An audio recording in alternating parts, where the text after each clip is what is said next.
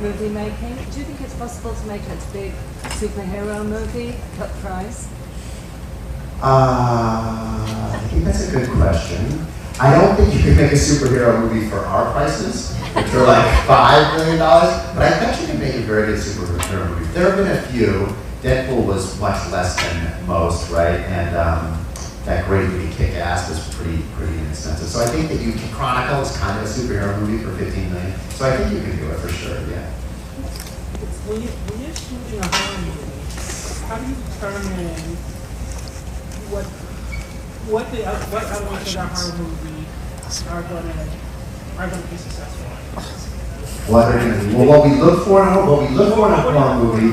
Yeah, what we look for is actually, you'd be surprised, because most people think what you look for in a horror movie is what the scares are.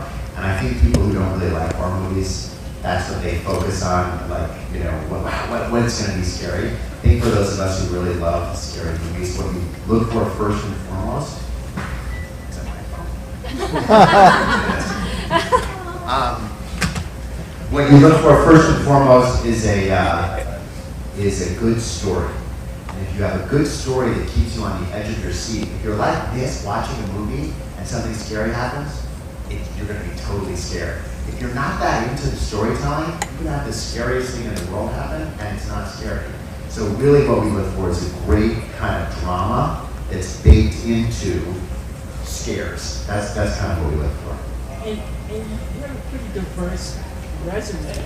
Schizophrenic resume. And what would you say is your number one and number two genre? Oh, definitely scary for sure. Thriller maybe number two, but definitely my favorite thing that we do and what we do most of. So scary movies and then The Gift. We threw a thriller, a couple thrillers in there. We did Boy Next Door. We did The Gift. So a few thrillers every now and then. But I really that's the area I like to play with most in TV and movies and even in live events is scary. I love scary stuff. I'm a very weird, sick, twisted guy. What do you think about Sharp Objects with Amy Adams that your executive producer? Sharp Objects is Jim Gepper. Sharp Objects is a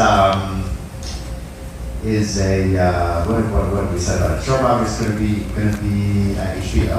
It's going to be 8 or 10 parts,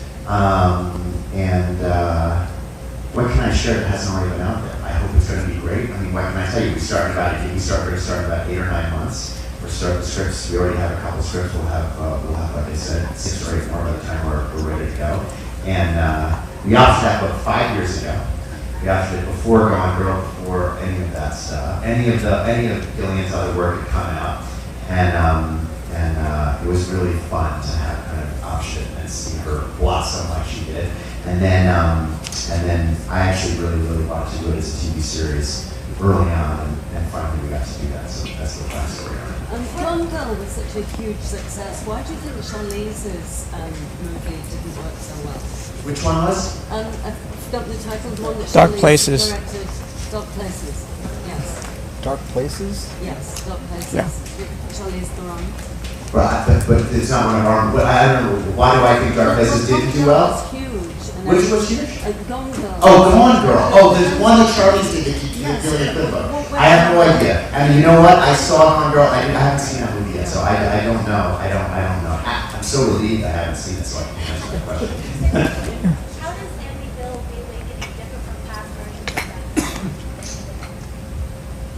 that? Well, it's very different from. It has Jennifer Jason Leigh, first of all, but it's very different. The storyline is completely different. We reinvented a whole mythology. We made it take place in modern day, or it was made 2 years ago, so 2014, but almost present day. And it's a completely different storyline, which I'm not going to tell you what it is right here. But it is actually very different. We used the mythology of the house and built a new story that takes place in present day around that. Built that story around that mythology.